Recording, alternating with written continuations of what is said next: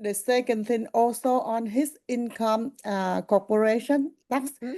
it show he give a loan 175 to the business for this year. Her question is, how come he took his business over 10 years, but it show this year? I have to face with that question. I don't know how to answer her, but I will check with the seller to see if there is something normal. The seller told me that his investment when he bought the business, but this year is 2000, I mean last year 2025, and that investment still show on his income tax. Yeah, as a business loan, Yes, or as that's a loan to correct. the business. Yes. But thank you so much for your advice, Tanya. I will discuss with the seller after our meeting. Thank you. Yeah. Yeah. No, it's like, does he want to sell? I mean, It is. honestly, if you were able to get some buyer to offer $295,000 for a business that's losing money, that's awesome. Yeah. You know, you're doing a great job, because Yeah, I don't know that I thank could you. do that. Everyone tell me that, but he did not see that way. He always his business is the best. I did not argue with him. What? Sometimes you have to ask a seller to just take a step back and just say, hey, look it, you know, pretend you know nothing about your business. Step back, pretend this is before you ever started. You know nothing about your business other than you're seeing this tax return that's showing, you know, whatever loss that it's showing.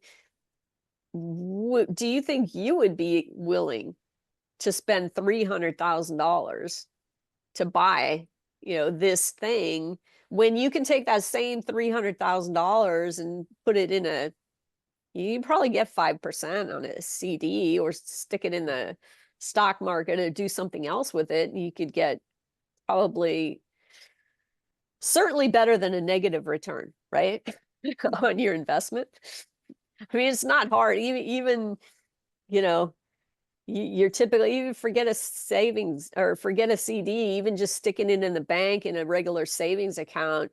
I don't know what they're paying these days, but you could probably get at least a few percentage points that are going to be positive, not negative. So, and I don't know. Sometimes you just have to talk to the seller and just say, how much would you pay for this business if you didn't know anything about it, other than what you're seeing on the tax returns? So Thank you. Yeah. yeah. Thank you so much, Tanya. Thank you. Yeah. So what's happening out there? May I ask a quick question on the last one? Is it possible that the buyer might have a different vision or could do something different than the seller, so that the previous run rate would be different? Do you ever see that, or not so much in these type of businesses? I noticed there's the point about equipment. I mean, maybe they feel they could liquidate it. Do you see that with the negative businesses often, or just not so much? Well, with restaurants, when they have a good lease and the kitchen's already built out, and you know, the hood and all that kind of stuff is Yes. done, and everything's yes, but I don't see those typically selling in the $300,000 range. I mean, usually if a restaurant's closed down, somebody's going to come in, or even if it's not closed, but if it's not making money and somebody's coming in with a new concept, you know, maybe they'll pay 70 grand. Okay. Maybe up to 100, but I don't usually see it up in that, you know, in that thank you. 300 range. So Can I just chime in? One of my Yeah. first deals years and years ago was a restaurant operation that was actually shuttered, right? It was closed down. It's a long story how it got to that state, but you know, we ended up selling it for 30 grand, and basically it was a location for the buyer coming in. They loved the market location. Obviously there was no business, and it was shut down, and all the equipment in there was just old equipment. They had a favorable lease that was really good as well. So location and lease is what got us 30 grand for the seller, and the seller couldn't be happier that, you know, although the business was closed, he was thinking he's just going to walk away, end up with 30 grand. Oh, Yeah, and if they walk away, then they end up having, owing the landlord. They have a lease, they're still obligated on the lease. So even if the restaurant is closed, now they've got to worry about either paying that lease every month or trying to find somebody else to take it over. One thing that I found is that typically, um, landlords, so when you go to ask them for a lease assignment, if the lease was really favorable or under market, they're almost always going to adjust it to market on the assignment.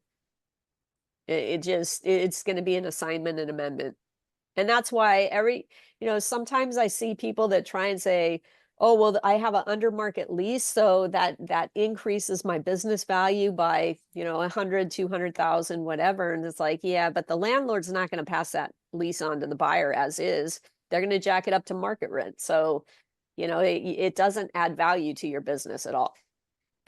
oh, I forgot to mention one thing is important. The reason why the buyer buy that much, she told me, Diane, I really, really like the food.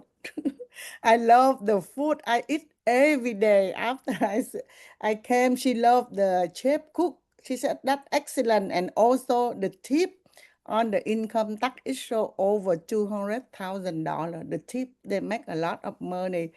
But because of the payroll, that's why the business doesn't make the profit.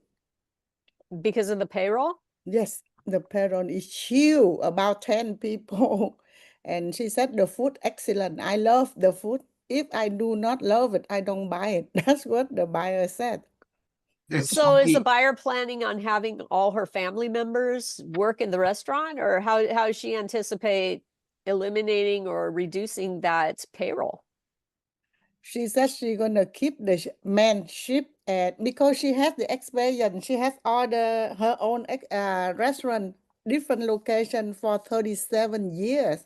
Mm, So she confident how she gonna operate this second okay. location. Well, that's good. Keep the chef if the food is great, and keep the same. Yeah, that's awesome. So then seller needs to provide bank statements. Thank you. Thank So he you. doesn't lose the buyer. Just tell him there's not that many buyers out there like this one. Yeah. That's a rare find. You already found the needle in the haystack. There's not too many needles there. Thank you so much. Yeah. Huh?